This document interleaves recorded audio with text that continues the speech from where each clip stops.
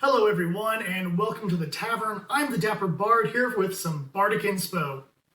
Now, last time I said I was going to do a video on how to roleplay better in your tabletop games, but due to something that came up in my life, I decided to change things around a little bit. And I figured now would be the best time to explore my misadventures designing a homebrew and running it. So come with me, learn from my mistakes, and hopefully you will create your own great homebrew when the time comes.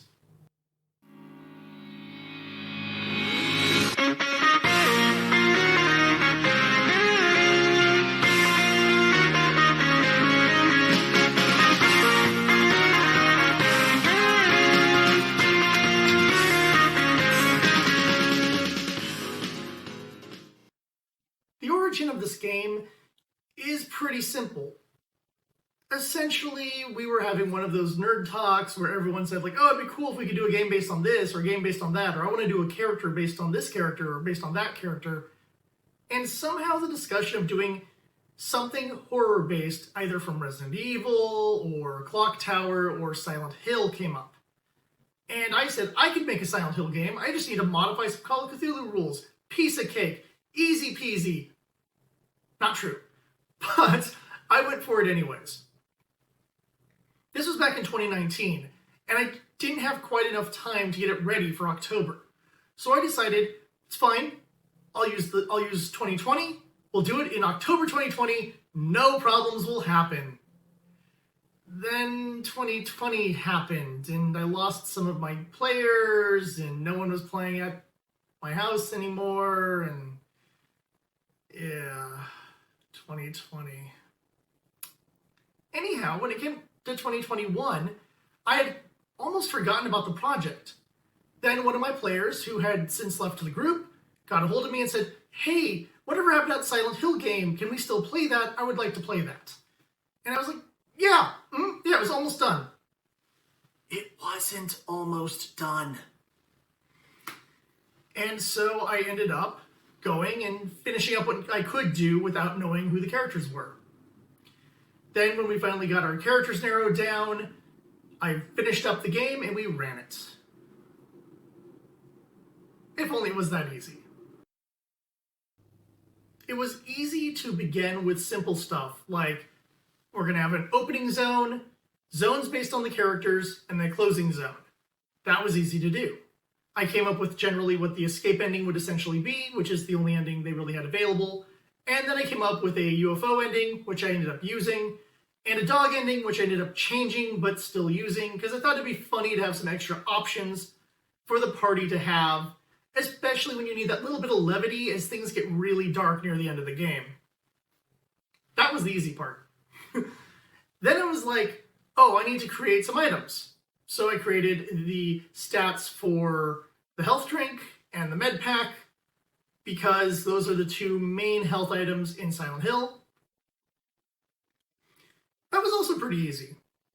I took a look at some of the weapons, made some modifications, made some choices. Again, I wasn't feeling like anything was going to get all that difficult. Then to create monsters. Creating monsters is hard. So, first off, in order to create the monsters, I had to know who the characters were. So I originally planned 4 characters. And I was like, well, that's not scary. You have too many friends backing you up. Silent Hill is all about the loneliness, the nervousness that something could pop out of any corner and grab you. Not so nervous when you have 4 people running around with, metal pipes and fire axes and what have you. It ruins the fun.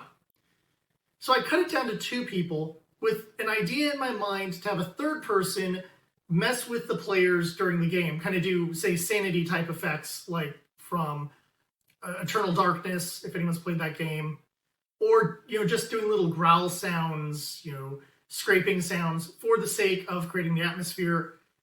This was a little bit more complicated than I thought it would be, and eventually we just dumped that idea, but I still wouldn't mind to go back to that for a later future horror project thing. Once I had the 2 characters, I got their information and had to create monsters based on them. My general plan was 2 basic monsters and 1 boss for each character, so 3 monsters per player, 6 monsters total. The bosses were easy, and I designed the boss encounters to essentially be 3 ways of solving. You essentially could run away, you could kill the boss with weapons, or you could find the puzzle solution. My players actually found the puzzle solutions, which is really great because I thought one of them was a little too obscure while one was a little too obvious, but they figured both out, and they got the good rewards that came along with that.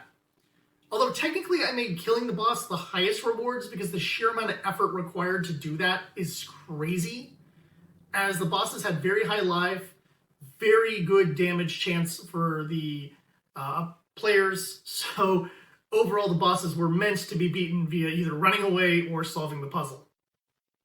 Because again, it's Silent Hill, it's not about brute force, it's about brute brains. That doesn't actually make any sense. The standard monsters were a little bit easier to make once I kind of knew what the character's deal was, but it still became difficult where I kept changing what stuff looked like or how it would behave.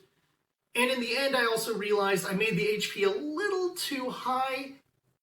One of the enemies way too durable.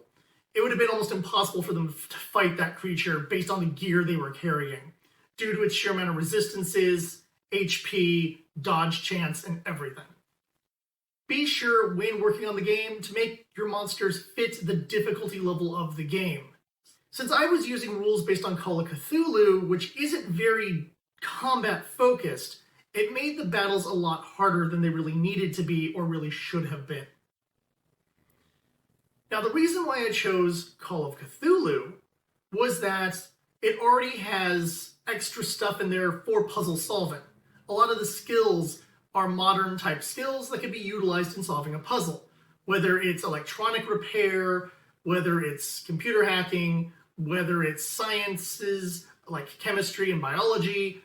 It has room for almost every type of skill you would want and things you can create and add into it, allowing the characters to be very versatile and very modern and not be tied down to something like a fantasy or science fiction D20 game, which is always, I shouldn't say always, but oftentimes geared towards combat over puzzle solving. I wanted something geared towards puzzle solving over combat.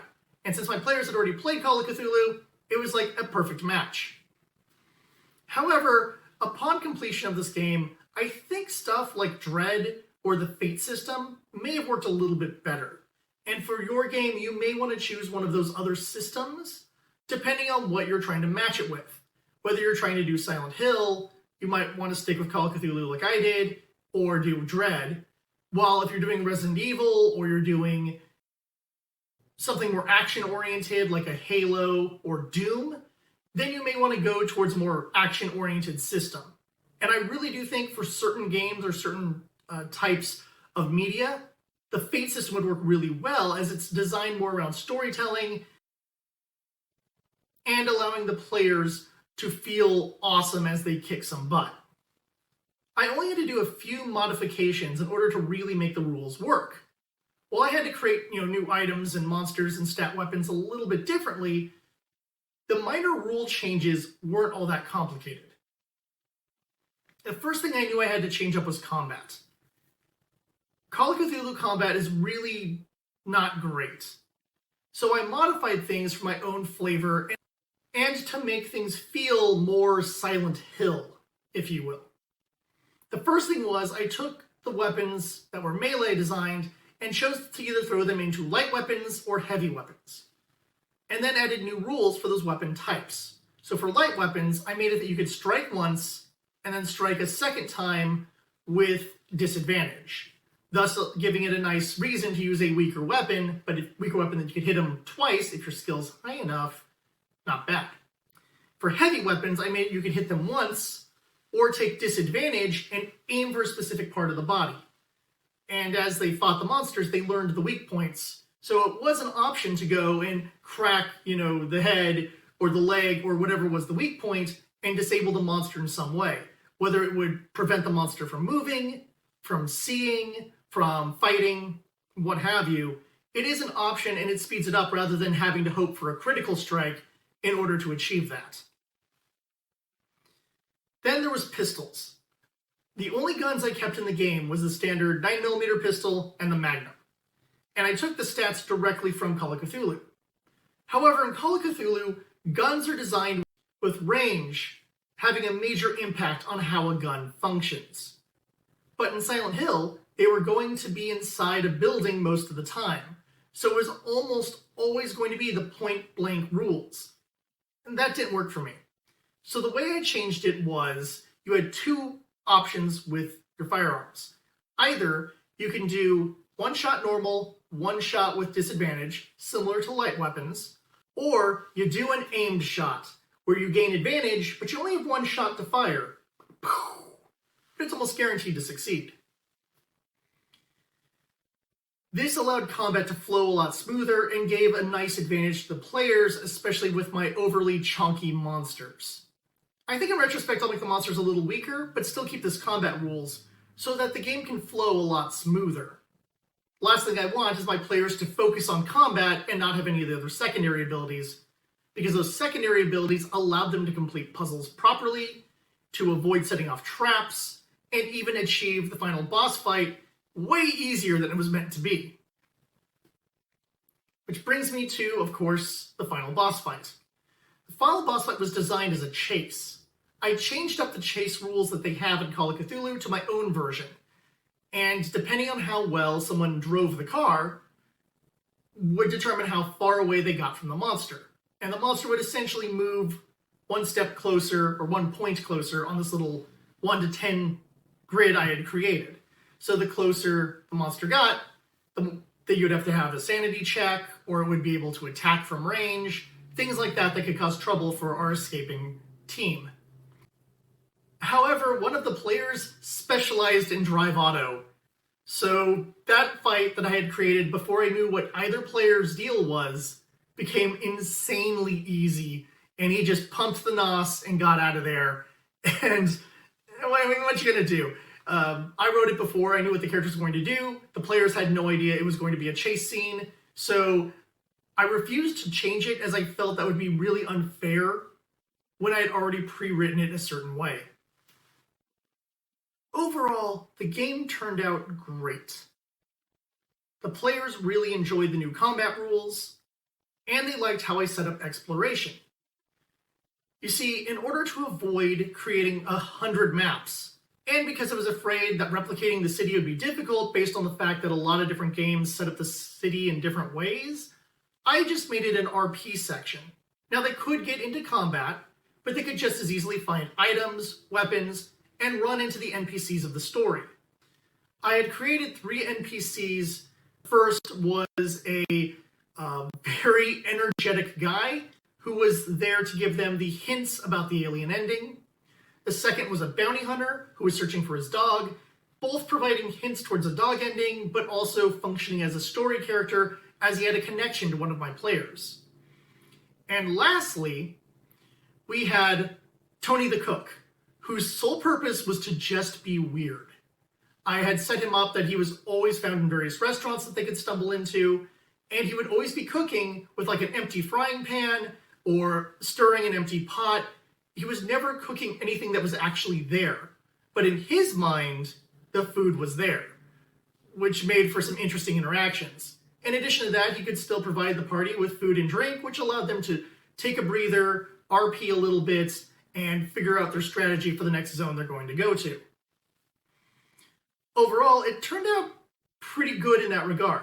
As for the dungeons, the puzzles I created for the first dungeon, which was just an old mansion, were a little too difficult, I think. One was based on color theory, one was based on history. You had to actually know what the original colors of chess pieces were, and I gave multiple chess pieces, so they just started trial and erroring it, and I just eventually just said, yeah, you solved it, just because I'm like, okay, great. And I felt kind of bad that I made the puzzles a little too complicated in the first zone. So in the second zone, I made the puzzles way easier, a little too easy. It's very much a, you find 1 or 2 clues, you can solve it, or you could literally hack the computer and solve the problem that way.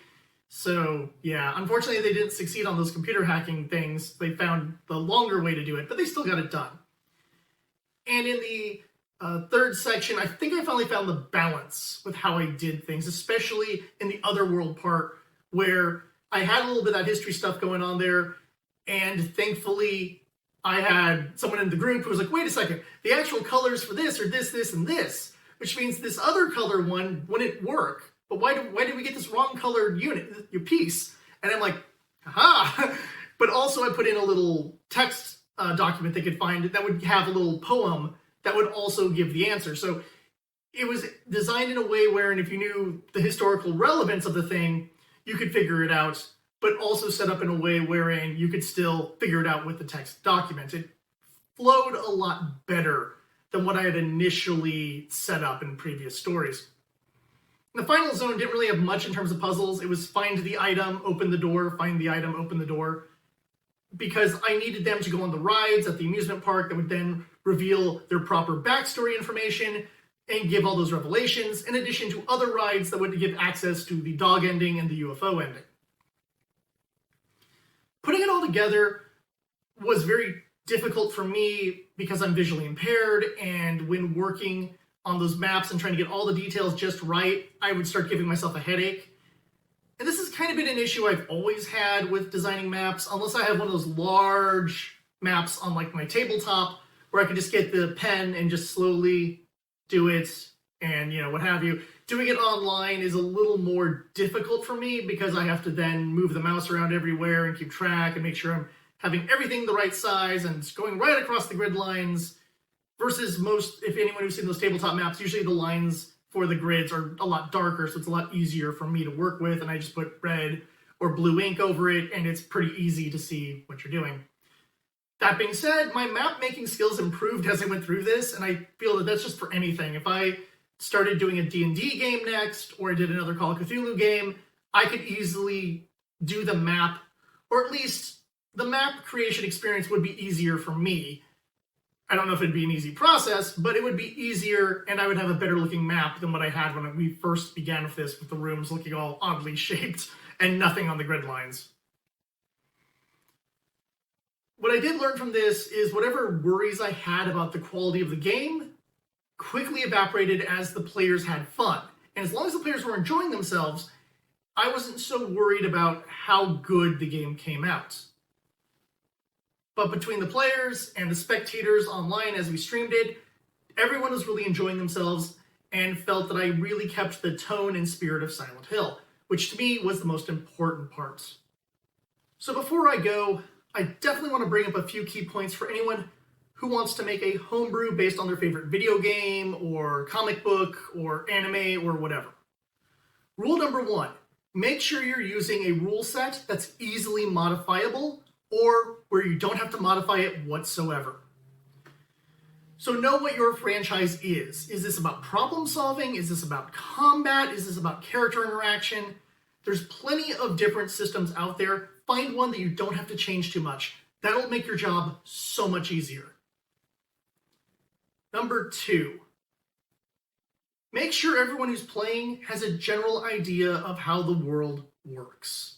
The last thing you want is to do, like, say, a Star Trek-based game and have people go like, I've seen like one of the movies, I think, because they're not really going to get how the world works. Everyone who was in my Call of Cthulhu game played Silent Hill before, and they were familiar with the Call of Cthulhu system. These two things are really, really important. I cannot stress how important it is that people know how the world works and know what the game system is.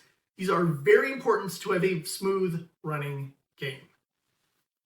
Number 3, some games already have a rule set created, whether it's a fan rule set that you can find online or it's a published rule set. There are tons of them. Now, I will say this.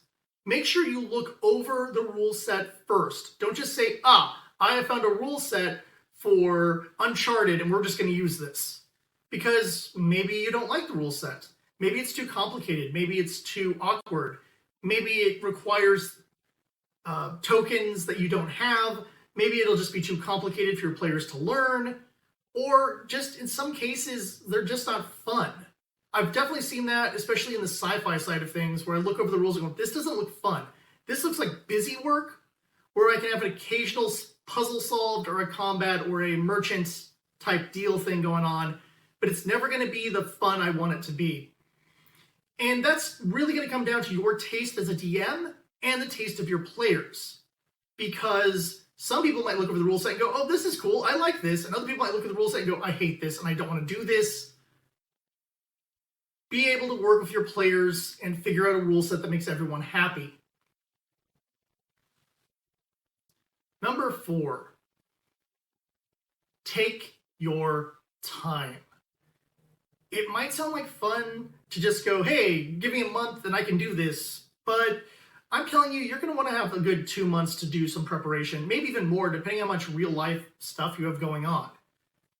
Now, making this one took a lot longer, primarily because when I lost members of my group, I didn't work on it at all. So for the majority of 2020, I didn't do anything on this homebrew. And I started up again around July, August of this year. And I still felt like I was rushing things, even when we started in October. Now, granted, with Silent Hill, you really, really need to know what people's deals are. And I didn't really discuss that until September. And I really should have discussed that with my players earlier. That's on me. But if you're doing something more simplistic, like a superhero type story, you probably already know who everyone wants to play as, or you could set things up where it doesn't matter who you play as, there will be some solution to the problem, or the boss can be defeated if you fight him smart. But take your time. Think about things. One of the issues I ran into was that I had thought I had statted every weapon, but the dice roll chart for rewards had a couple weapons there I never actually statted. So when they rolled their luck roll and got one of the special items on there, I realized there was no stat for that and I had to change it to a different weapon. Now, nothing was like, the supreme sword of destruction or anything like that. It was more or less an item that I was like, wait, I don't have this in my charts. What do I do? I'll just switch it over to this one. That's about the equivalent. Had I had more time, had I double-checked everything, I would have seen, oh, wait a second, this weapon isn't on the weapon chart that I had created. I better do that right now, otherwise this is going to turn out to be a mess. So be very, very cognizant of those little kind of mistakes. In addition to that, there was some sort of thing that had happened on my Word program, and the text for one of the missions had gotten jarbled up, and I don't know how it happened. And that made the beginning part of the second zone a little more messed up than it needed to be, because the puzzle information was all set on the wrong places, which made it difficult to DM it, and it made it difficult for my players to solve it, even though the puzzle solution was a lot easier than it was in the previous zone. So just keep that in mind.